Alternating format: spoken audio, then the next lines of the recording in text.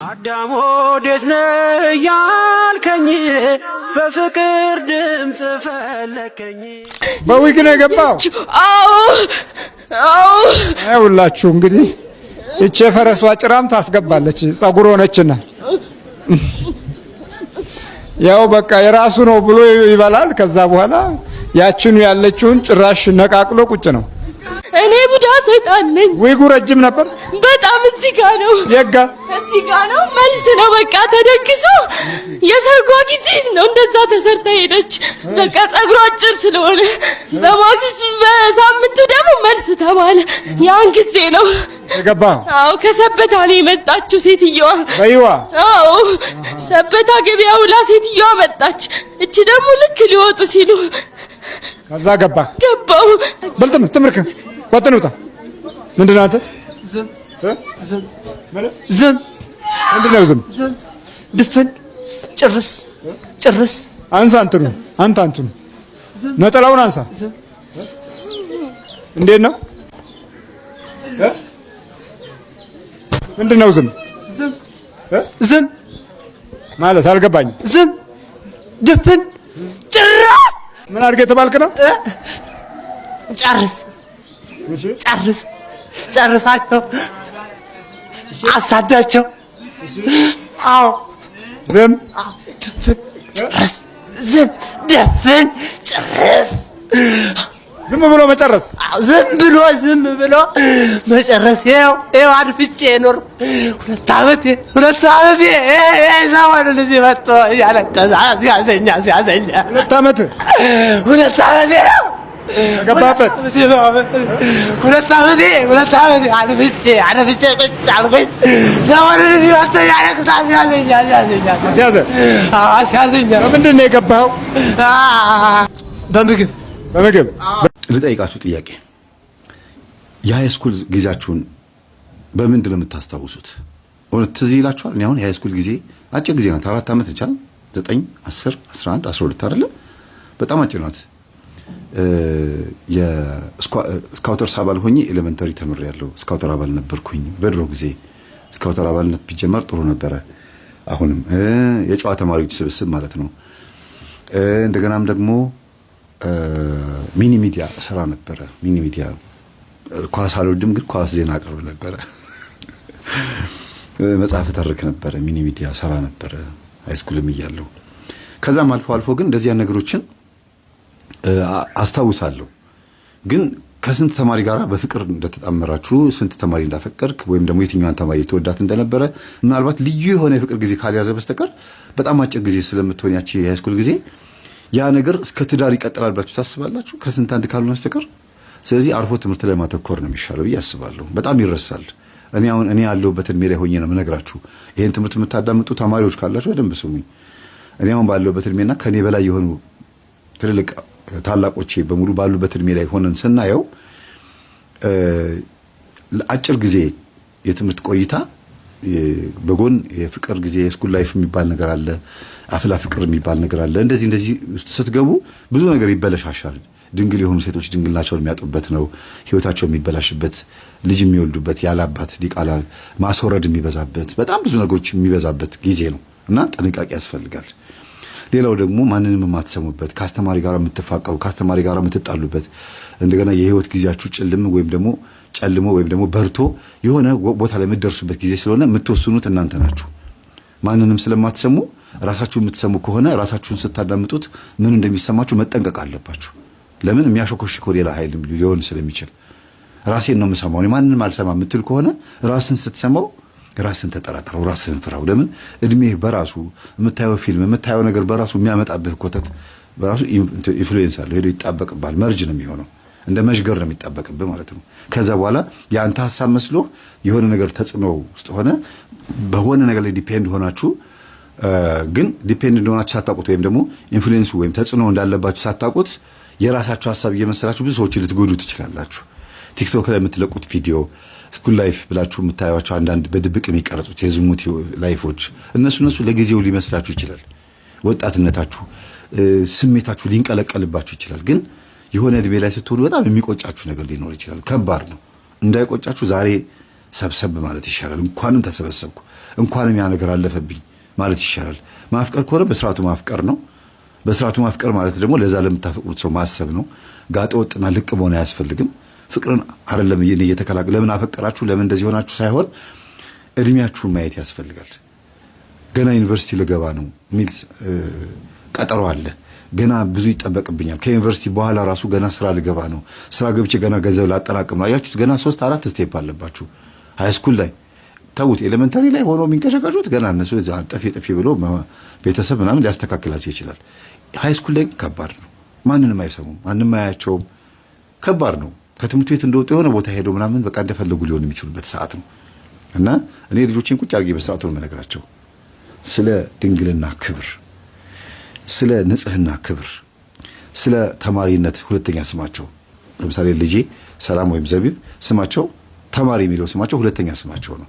ስለዚህ አንድና አንድ እዛ ላይ ነው ትኩረት ማድረግ ያለባቸው። ሌላ ነገር ግን ያን ያክል ትኩረት ማድረግ የለባቸውም። ያን ያክል ማየት ያለባቸው ነገር በመጠኑ አይተው ከዛ ትኩረት ማድረግ ያለባቸው ትምህርታቸው ላይ ነው። ይሄ ሲባል የአባቴነት ምክር ሆኖ አይደለም። ብዙ ነገሮች የሚያዘናጉ ነገሮች የገጠር ተማሪ ለምንድነው ጎበዝ የሚሆነው? የክፍለ ሀገር ተማሪዎች ለምንድነው ጎበዝ የሚሆኑት?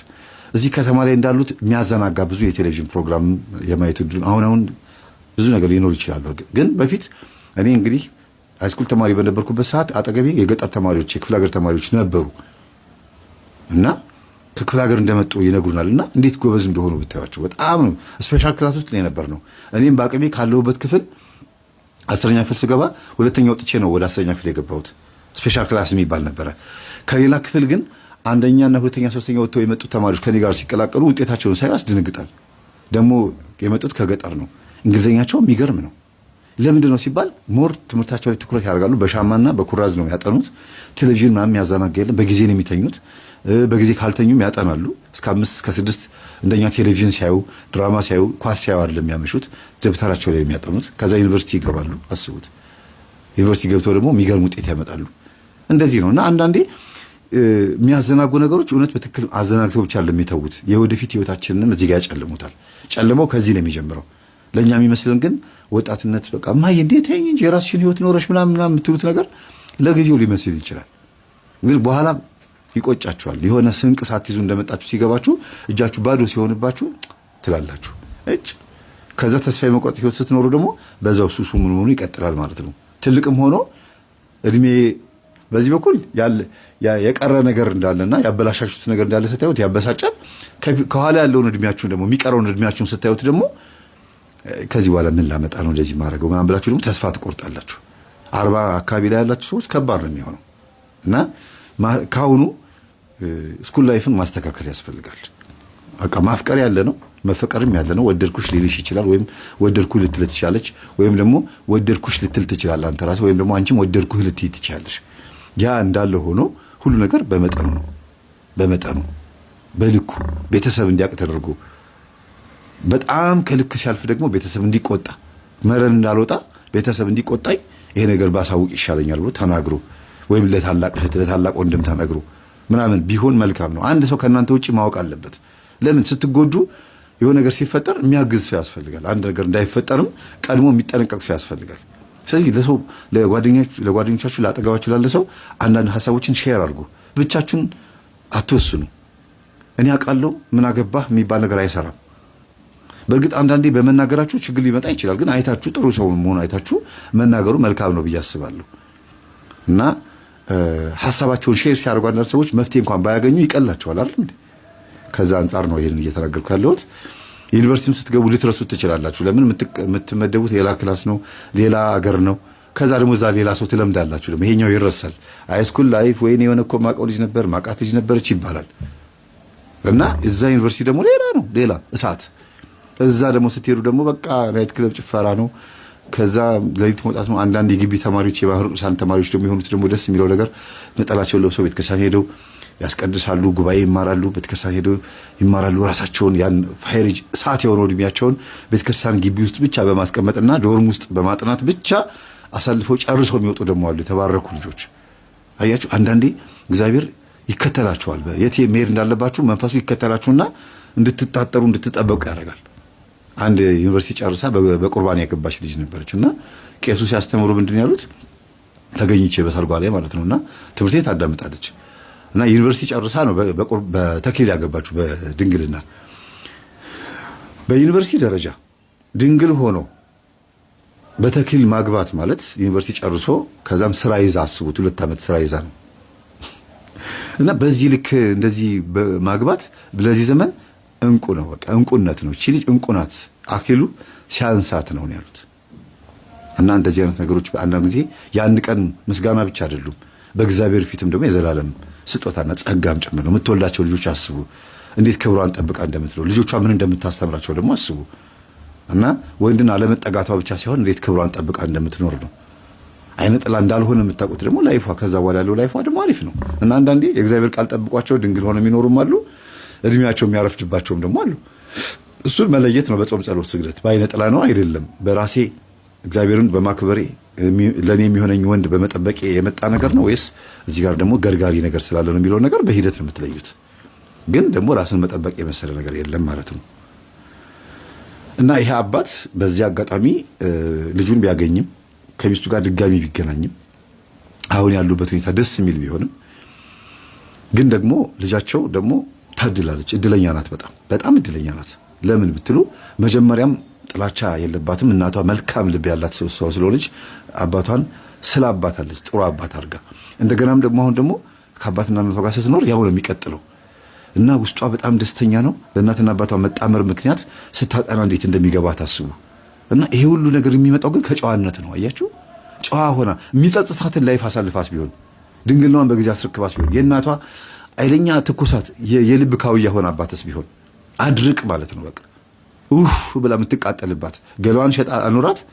እንደ እናቷ እሷም ገላዋን ሸጣ የምትኖር ሆና ቢሆን ኖሮ አይቆጭም ስለዚህ አንዳንዴ እኔ በተማርኩበት እኔ በኖርኩበት እኔ በተቀመጥኩበት ድንጋይ ላይ ተቀምጠሽ አትማሪም አንቺ እንደዚህ መሆን ያለብሽ ብሎ ልጆች እንዴት መማር እንዳለባቸው ወላጆች ሲወስኑ ደስ ይላል ግን አይነት ደግሞ አለው የሀብታም ትምህርት ስላስተማራችሁ አይደለም ወይም እኔ ደሃ እንደነበርኩ አንቺም ደሃ መሆን የለብሽም ብለው አሪፍ ስልክ እየሰጡ ቆንጆ ልብስ እያለበሱ ያሞላቀቁ ማሳደግ አይደለም የተሻለ ህይወት ማለት ጨዋ ልጅ ማሳደግ ነው እንደዚህ እቺ ልጅ ማለት ጨዋ አድርጎ ማሳደግ እና የልቧን ጨዋነት እግዚአብሔር አይቶ ሴተኛ ዳሪነቷን በፍጹም አይቶ እግዚአብሔር ሳይቀጣት ንስሐ ብቻ ገብታ ቅዱስ ቁርባን እየተቀበሉ ነው ያሉት አሁን የሚገርማችሁ ነገር ሰርግ የለ ምን የለ ምንም ነገር አያስፈልግም ዝም ብለን ብቻ መኖር ነው ሁካታ ምናምን አያስፈልግም ብሏል የቅዱስ ገብርኤልን ሀብተ ገብርኤል አልሰሙ የቅዱስ ገብርኤል ዝክር ያዘክራል በቃ ውጪ ነው ያለው እዛ ሆኖ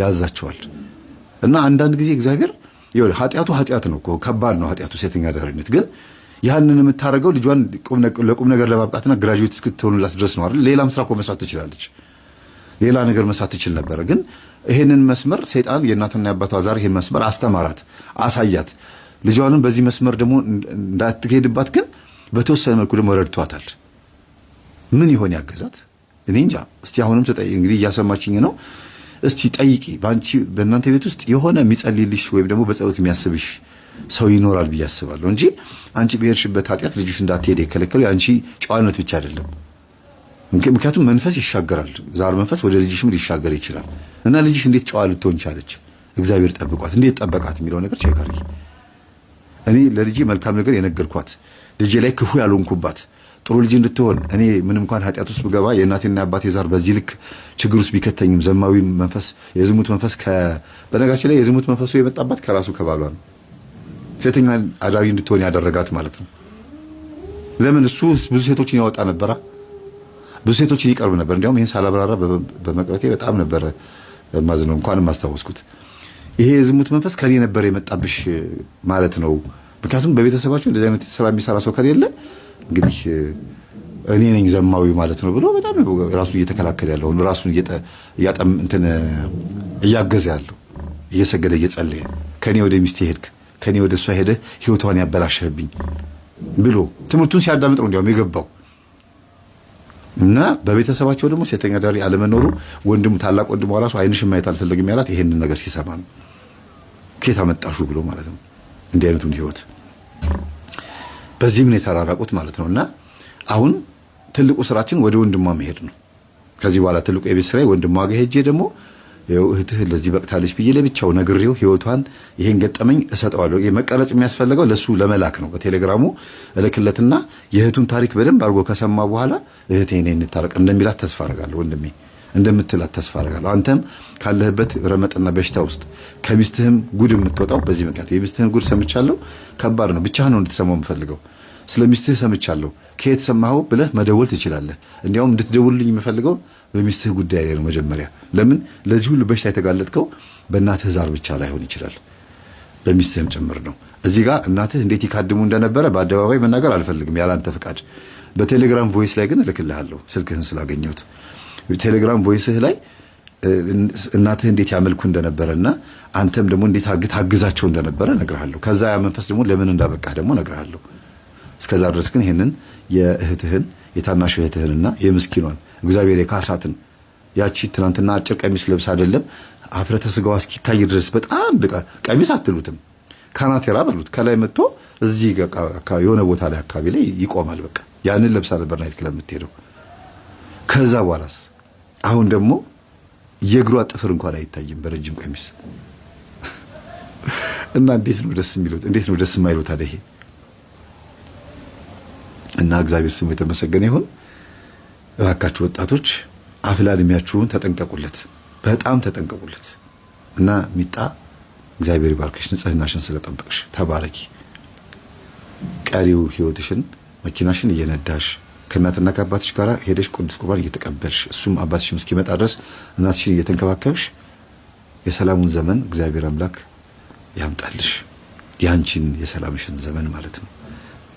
ያፈቅርሽ የነበረው ልጅ ደግሞ እየደወለ እንደሆነ ቴክስት አድርገሽልኛል። እሱንም ነው ያስተማርኩት። አሁን ተጠንቀቂው። አፍላ እድሜ ከባድ ነው። ዩኒቨርሲቲ ጨርሰሽ ስራ እስክትይጂ ድረስ የሚጠብቅሽ ከሆነ ነው ይሄን ልጅ እንደ ጓደኛ መያዝ አለብሽ እንጂ በጊዜው ነው ያፈቀረሽ። ትክክል የሚወድሽ ከሆነና በትክክል ይሄ ልጅ በቃ ባንቺ በጣም እንትን የሚል ከሆነ ይታገስሻል። ዩኒቨርሲቲ ብትጨርሽ ምን ብትይም በቃ ይጠብቅሻል። እንደ አንዳንድ ትክክለኛ አፍቃሪዎች ማለት ነው። ይሄንን ብቻ ያዥና ስሙን ጽፈሽ አድራሻውን ፎቶ ምናምን ይዘሽ አስቀምጪ። ልክ እንደ እናትሽ ማለት ነው። እናትሽ አሁን ፎቶውን አስቀምጣ ነበር አይደል? ያን ፎቶዋን ደግሞ ለጓደኛዋ ስታሳይ ጓደኛዋ ደግሞ ለነዚያ የሰፈር ጓደኞች ሰጥተዋት ፎቶ በተዘዋዋሪ መንገድ እኛ እጅ ገባ። እንዴት የድሮ ፎቶ እጅ እንደሚገባ አታውቂውምና ፎቶ ማስቀመጥ አለብሽ። ይጠቅማል። መረጃ የሌለው ላይፍ መኖር ጥሩ አይደለም። ያፍቅር የነበረ እኮ ከማለት ይልቅ በዚህ እድሜ ያፈቅር የነበረ ብለሽ ፎቶ ስታስቀምጪ ነገ የልጆችሽ አባትም ሊሆን ስለሚችል የእውነተኛ አፍቃሪም ሊሆን ስለሚችል ወይም ደግሞ ዝም ብሎ የጊዜያዊ ፍቅርም ሊሆን ስለሚችል ነገሮችን በጣም ተጠንቅቀሽ ነው ማሳለፍ ያለብሽ። ከዛ ውጪ ቶሎ ብለሽ ቅዱስ ቁርባን እናትሽንና አባትሽን ስላስቆረብሽ በጣም ደስ ብሎኛል። ጓደኛሽ ደግሞ የኛ ትምህርት ተከታታይ የሆነችውን ደግሞ እሷን ተሸልማታለሁ። ምክንያቱም እግዚአብሔር እናንተ ቤት እንዲገባ ምክንያት የሆነችው እሷ ነች። በዛ ሰዓት ባትገባ ኖሮች ልጅ ምን ይሆን ነበረ? ሲገምቱ ቤተሰቦች ምን ይፈጠር ነበረ? አብራ ልጅቷ ባትገባ ኖሮ ጭቅጭቃቸው ምናቸው የት ይደርስ ነበረ? በእርግጥ ያን ያክል ብዙ ነገር ባይፈጠርም ግን እንደዚህ አይነት መንፈሳዊ ህይወት እንዲኖሩ ደግሞ ያደርጋቸውና ጠላታቸውንም ወዳጃቸውን እንዲያውቁ በሰላምም እንዲኖሩ ምክንያት የሆናቸው የልጅቷ እዛ መገኘትና እሷን ሳይንቋት መስማታቸው። ሰላም ነው። የረሳሁት ይቅርታ፣ ተመለስኩ ድጋሚ። ምንድነው ያቺ መጀመሪያ ብር አይሰጠኝም ብላ የነበረችው ታስታውሱ እንደሆነ ብር ከውጭ አይልክልኝም ብላ ውጭ ሀገር እንደሄደ አኩርፋ ሞተች የተባለችው ሴትዮ አለች አይደለም? የእሷን ሴትዮ ጉዳይ ልጨርስላችሁ። ምንድነው አሁን እየሰገደ እየጸለየ ጸሎት ክፍል ምን እያለ እንትን ሲል ራሱን ሲያገለግልና ሲታገል የአንድ ሴትዮ መንፈስ ይመጣበታል እና እዛ ሰፈር ነው የሚወስደው እና እየጎተተች ወደ መንደር ነው የምትወስደው። በህልሙ ትጎተተና ቤቱ ታስገባውና ብላ ትለዋለች። እሺ ብሎ ሊበላ ሲል ተረጋግና ጨርስና ብላ ትለዋለች። ከዛ በልቶ ሲጨርስ ውጣ በቃ ከዚህ ሂድልኝ ከዚህ ትለዋለች። እና እንደዚህ እያየው ነው ህልም ማን ብሎ ሞተር ለገዛለት ጓደኛው ሲነግረው ጊዜ ያቺ ሴትዮ ነች እባክህ ቤት ሰፈር በኩል ነበር የሚወስደው አለው። በጓሮ ሲለው ጊዜ በቃ እሷ ነች የሆነ ነገር አልጋብ ይሆናል እባክህ ዝም ብለህ በስሟ እስቲ ስሟ ማን ነው ሲል ጊዜ እንደዚህ በቃ በስሟ ጸሎት አድርግ እባክህ እሷ ይሆናል። በነገራችን ላይ ትምህርታችንን አዳምጡ ብሎ ለነዛ ሰፈር ልጆች በሙሉ እንዳለ ሰጥቷቸው ይሄን ትምህርት የምታዳምጡ ከሆነ ብቻ ነው ይሄን ሰፈር መረዳው ጎረምሶቹን ማግዘው ብሎ ነግሯቸዋልና አሁን የሚለው ነገር ይሰሙታል። እና በደንብ እየተጋ በደንብ እየሰገደ ልክ ቅዱስ ቁርባን መቀበል በጀመረበት ሳምንታት ላይ 2 ነው 3 ሳምንታት ላይ ለምንድን ነው ብር ማትሰጠኝ ለኔ? በቃ ብር አልሰጠም ሳልከኝ ነው ይሄን ያደረኩት እኮ። ምንድን ነው ያደረግሽው? ምን አርገሽ ነው? ለምንድን ነው እህሌን የደፋሽብኝ? ለምንድን ነው እህል ነውር አይደለ? የእህል ግፍ የለም? እንዴት ታደርጊያለሽ? ምናምን ብሎ ይላታል። በህልም ነው የሚያየው እንግዲህ ጸሎት ካደረገ ከቆረበ ከ3 ሳምንት በኋላ ማለት ነው። እና ይጨቃጨቃሉ። ከዛ ከእንቅልፉ ሲነሳ እህል ደፍታብኝ ለምን ደፋሽብኝ ብዬ ስጨቃጨቃት አየሁኝ ብሎ እንደገና ቴክስት አደረገለት። በቃ ብር እንድትልክላት የሆነ ነገር እንድታርግ መተት አድርጋለች፣ ወይም ደግሞ ስላልሰጣት እንጀራህ ላይ የሆነ ነገር አበላሽታለች ማለት ነው ብዬ ነገርኩት። ለዛም ልጅ ነግሮት እሱ ደግሞ እኔ ስልኬን አላነሳም ስላልኩት ስልኩ ወደ እኔ ደውሎ ነው እንትን ያለውና እኔ ቴክስቱን ለዚህ ስልክለት ይሄኛው ደግሞ ለሱ ላከለት። ቮይስ ነበር የላከልኝ። ከዛ ቴክስት ነበር የላከልኝ፣ ቮይስ ላኩለት። እና የሆነ ነገር በስራህ ላይ እንቅፋት የሚያጋጥምህ ከሆነ ከሴትዮዋ የመጣው መንፈስ ነው እንጀራህን የሚዘጋ። እህሉ ሲደፋ ካየህ ጥሩ አይደለም። ሴትዮዋ አንድ ተንኮል አድርጋለች ማለት ነውና ከሷ የመጣህ መንፈስ በስላሴ ስም ታሰር። ምንድን ያደረከኝ? ምንድን ያበላሸህብኝ ብለህ ጠይቀው አልኩት። እና ከ16 ዓመት ነው ከ17 ዓመት በፊት አልፏል። እንዲህ አይነቱን ስራ ያበላሸውብህ እኔ ነኝ ብሎ በህልም መጥቶ አንድ የሆነ ጥቁር የሚያስጠላ ሰውዬ፣ ጥርሱ ወላቃ የሆነ ሰውዬ፣ ጥቁር የሚያስጠላ ወላቃ የሆነ ሰውዬ መጥቶ በራን ኳኩቶ መጥቶ በህልሙ ነው እንግዲህ እኔ ነኝ የዛሬ 17 ዓመት ምናምን ያንን እንጀራ ያንን ስራ ያበላሸውብህ እኔ ነኝ፣ እሷ ነች የላከችኝ ብሎ እሷን ያሳየኛል አለ። ከርቀት ቆማለች፣ ነጠላ ለብሳ አኩርፋ እንደዚህ ቆማለች አለ። እና ጥቁር ጥለት ያለው ነጠላ ነው የለበሰችው። እና ይሄንን ያየሁት መምህር አለኝ። በቃ አሁን ግልጽ ነው፣ ምንም እኔ መፍታት አይጠበቅብኝም ስለው ገብቶኛል። በቃ ስራው ምንድን ነበር ስለው የሚገርም ስራ አጋጥሞኝ ነበር የዛሬ 17 ዓመት ምናምን። ያኔ ውጭ ሀገር የሄድኩ ጊዜ ጥሩ እድል አጋጥሞኝ ነበረ እና ያን ስራ አምልጦኛል። ያን ስራ ያበላሸብኝ እንግዲህ የእሷ መንፈስ ነው ማለት ነው። እና ይህን ነው ግልጽ አውጌ ነገረኝ። ከዛ በኋላ ግን እግዚአብሔር ረድቶኝ ይሁን አላቅም፣ ሰይጣን ረድቶኝ ይሁን አላቅም፣ በብር ስኬታማ ነኝ። በብር በጣም ስኬታማ ነኝ። ግን ቅዥቅዥ ያልኩ ሰው ነኝ። ብር ሁልጊዜ ነው የማፍሰው የሚለው ሁሌ ነው። በቃ ማለት በወር እስቲ ያስቡት፣ አንድ ሰው $10,000 ካገኘ በጣም ብዙ ነው አይደል? ሀብት ነው። በወር 10,000 $8,000 ማግኘት ማለት በጣም ብዙ ብር ነው። ከዛ ያንን ብር ደግሞ መልሶ የሚከፍለው ክፍያ ደግሞ አለ። አንዳንድ ነገር ወጪ ደግሞ አሉበት። ያን ወጪ አውጥቶም ብሎ ጨርሶ በወር 6,000 ብር እጁ ላይ ይቀራል። $6,000 ማለት ነው። በኢትዮጵያ ሲመነዘር አሁን ባለንበት ወደ 800 ሺህ ብር ማለት ነው። ከባድ ነው። እና እንግዲህ ለብዙ ዓመታት ይሄንን ብር ሲሰበስብ ቆይቶ እንዴት ነው 10 ሚሊዮን ብር መኪና፣ ሞተር ሳይክል ምናምን በአካውንቷ ላይ 8 ሚሊዮን ብር የማያስገባበት ምክንያት ምንድን ነው? በመቶ ምናምን ሚሊዮን ብር ይዞ የመጣ ሰው ማለት ነው። በወጣትነቱ አስቡት፣ ገና 39 ምናምን 38 ዓመቱ ነው። 19 እና 19 ስንት ነው የሚሆነው? ሲሄድ 19 ዓመቱ ነበረ። እሷ 19 ዓመቷ ነበረ ሲመጣ 19 ዓመት። ቢያንስ እንኳን የእሷ ታላቅ ሆኖ 24 23 ዓመቱ ከሆነ አስቡት 39 40 ይሆናል ማለት ነው። ስለዚህ ይሄ ሰው በዚህች ሴትዮ መንፈስ ለተወሰነ ጊዜ ተይዞ ነበረ ማለት ነው። ይሄ ራሱ አንድ ምልክት ነው። ሌላው የዝሙቱ መንፈስ የመጣበት ደግሞ በህፃንነቱ በልጅነቱ የገጠመው ችግር ነው። ይሄ ነው ብሎ መናገር አልፈለገም እሱም። እኔም ያን ያክል ዲቴል አልገባም፣ ግን ህፃን ሆኜ የገጠመኝ ችግር አለ ነው የሚለው። ያንን የገጠመኝን ችግር መተው አልቻልኩም። በዛው ተለማመድኩበት፣ በዛው ቀጠልኩበት።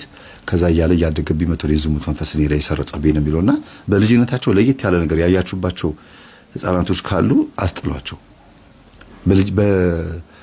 በባባቸው የሚጫወቱ ልጆች አሉ። ቲቪ እያዩም እየተጫወቱ ምንም እያሉ ባባቸውን እየነኩ። መቼም እሱ እንደ ትልቅ ሰው ስም አይጠራም አይደለም፣ መሽኛ ብቻ ነው እና ባቦ ነው የምንለው ለህፃናቶች ማለት ነውና በሱ የሚጫወቱ ልጆች አሉ። ሴቶችም ሆኑ ወንዶች እሱ ጣታቸው እዛ ላይ አርፈው ዝም ብለው እያለ ያድግባቸዋል። የሳይኮሎጂ ወይም ደግሞ የስነ ልቦናው ትምህርት ደግሞ ምንድን ነው የሚለው ጡት እየጠቡ 3 ዓመት 4 ዓመት 5 ዓመት ድረስ ያደጉ ልጆች፣ በተለይ ጡት በመጥባት እስከ 5 ዓመት እስከ 4 ዓመት ድረስ ያደጉ ልጆች በዝሙት የመጋለጥ እድላቸው ሰፊ ነው ይላሉ። ይሄ እንግዲህ ዓለም ጥናቱ ነው። ለምን ሲባል በዛ ነገር ላይ ይለማመዱና ሌላ ነገር ውስጥ ይገባሉ፣ ሌላ ችግር ውስጥ ይገባሉ እና ከባድ ነው። ሌላው የማን ያዟል እሸቱ ፕሮግራም ላይ ቀርበቻ ልጃታችኋት ከሆነ ሙስሊሟ ማለት ነው እንዴት ከ5 ዓመቷ ጊዜ ጀምሮ የዝሙት ልምምድ እንደነበራት ፖርኖ ቪዲዮዎችን ወይም ደግሞ ኤሮቲክ እንደዚህ መልቅ የሆኑ ቪዲዮዎችን ታይ እንደነበረ እንዴት ትቸገር እንደነበረ ሌሎችም እንደዚህ ይናገራሉ። እና የ8 ዓመት ልጅ ሆነው የ10 ዓመት ልጅ ሆነው ይሄ ስሜት ይሰማኝ ነበር ሲሉ አስቡት። በጣም ከባድ ነው አይደለም? ስለዚህ ልጆቻችሁን አንዳንድ ጊዜ አየት አድርጓቸው። በማንኛውም አይነት መንገድ ድንገት ዘው ብላችሁ በመግባት ምናምን ተከታተሏቸው፣ ተቆጣጠሯቸው፣ ችግር ውስጥ እንዳይገቡ ማለት ነው። ይሄን ይመስላል። ሰላም ሁኑ።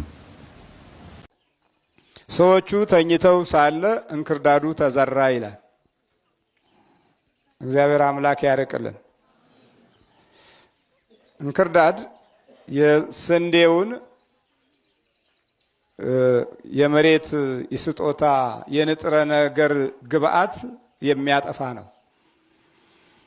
ወይም ስንዴው እንዳያፈራ የሚከላከል እና የንጥረ ነገሩን ኃይል ለራሱ በመስገብገብ የሚነጥቅና ስንዴውን የሚያቀጭጭ ነው እንክርዳድ። እንክርዳድ ስንዴው ከሚፈልገው ፍላጎት በላይ የምድር የመሻት ፍላጎት ያለውና የመሬቱን ለምነት የሚሻማ ነው። ሳያፈራ እንዳያድርግ የሚያቀጭጭ ነው። ሌላው እንክርዳድ በስንዴው ላይ ጥላ ያጠላበታል። ከስንዴው ይልቅ ቶሎ ፈጥኖ የሚበቅለው እንክርዳዱ ነው። በሌላ አቅጣጫ መሬቷ ስንዴውን የምትቀበለውን ያህል እንክርዳዱን ስትቀበል አብልጣና አብዝታ ትቀበለዋለች። ለምን? እንክርዳድ ስለሆነ ቶሎ ፍጥነት አለው። ስንዴው ቀስ ብሎ ማደግ ሲሞክር እንክርዳዱ ፈጥኖ አድጎ የስንዴውን ቦታ ቁመት፣ ጥላ፣ ስር ሰዶ እንክርዳዱ የስንዴውን ስር ይከላከላል። ግን የተዘራው ቀን አይደለም። መቼ ነው የተዘራው? ገበሬው ተኝቶ ሳለ ሌሊት እንክርዳዱን ዘርቶ ሄደ። ጠላት ይህን አደረገ። ሌሊት ነው የተዘራው። እግዚአብሔር ማስተዋል ይስጠን። ገበሬው ተኝቶ ነው። እዚህ አንድ ኃይለኛ ቃል እናገኛለን።